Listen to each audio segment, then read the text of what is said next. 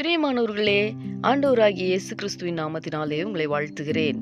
இந்த நாளிலும் நம்முடைய தியானத்திற்காக மீண்டுமாய் சங்கீதங்களின் புஸ்தகம் 18ஆம் சங்கீதம் 45வது வசனத்தை நான் வாசிக்கிறேன். அந்நியர் முனை விழுந்து போய் தங்கள் அரண்களிலிருந்து தத்தளிப்பாய் புறப்படுகிறார்கள். எனக்கு அன்பானவர்களே, சங்கீதக்காரனாகிய தாவீது தன்னுடைய சத்துருக்கள், தன்னை எதிர்த்தவர்கள், தனக்கு விரோதமாய் இருந்தவர்கள், இவர்களுக்கு மத்தியில் தேவன் தன்னை உயர்த்தின விதத்தையும் சத்துருக்களுக்கு என்ன நேர்ந்தது என்பதையும் தெளிவாக இங்கே விவரித்திருக்கிறார்.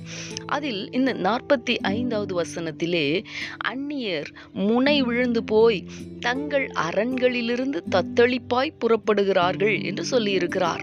அந்நியர் என்று யாரை தாவீது இங்கே குறிப்பிட்டிருக்கிறார்? குறிப்பாக அவரை எதிர்த்தவர்கள், இச்சகம் பேசின ஜனங்கள், அவர்களைத்தான் சொல்லி இருக்கிறார். அவர்கள் முனை விழுந்து போய் என்று ஒரு வார்த்தையை அங்கே பயன்படுத்தி இருக்கிறார். அப்படி என்றால் என்ன? தங்களுடைய நம்பிக்கை அற்று போய் தங்கள் அரண்களிலிருந்து புறப்படுகிறார்கள் என்று சொல்லி இருக்கிறார்.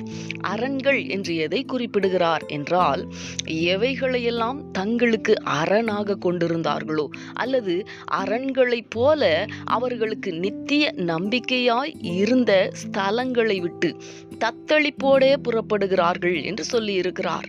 எனக்கு அன்பானவர்களே, இந்நாட்களிலே தேவ பிள்ளைகளாகிய நமக்கு விரோதமாய் காணப்படுகிற சத்துருக்கள், எதிராளிகள், பகைக்கிறவர்கள், வெறுக்கிறவர்கள், எதிர்க்கிறவர்கள், அவர்கள் நம்பியிருக்கிற நம்பிக்கை அற்றுப்போய் அரணாக நினைத்திருக்கிற இடங்களை விட்டு தத்தளிப்போடே நிச்சயமாய் அவர்கள் புறப்படுவார்கள். தேவன் நிச்சயமாகவே தாவீதுக்கு இதை நிறைவேற்றினதைப் போலவே நமக்கும் நிறைவேற்றுவார். இந்த கர்த்தருடைய வார்த்தையை விசுவாசித்து நாம் ஜெபிக்கலாமா?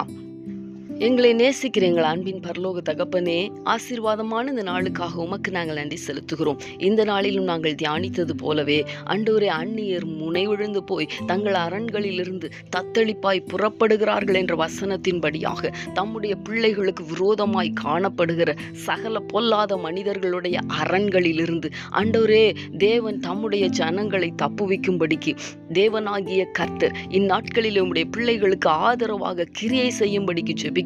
ஆண்டவரே, சகல எதிராய் காணப்படுகிற மனிதருடைய சதித்திட்டங்கள் இயேசு கிறிஸ்துவின் நாமத்தினாலே ஒரு முடிவுக்கு கடந்து வரும்படிக்கு நான் ஜெபிக்கிறேன். கர்த்தர் அப்படி செய்ய போகிறதற்காக உமக்கு ஸ்தோத்திரம். தம்முடைய பிள்ளைகளுக்கு ஆதரவாக கர்த்தர் எழுந்தருளுகிறதற்காக உமக்கு ஸ்தோத்திரம்.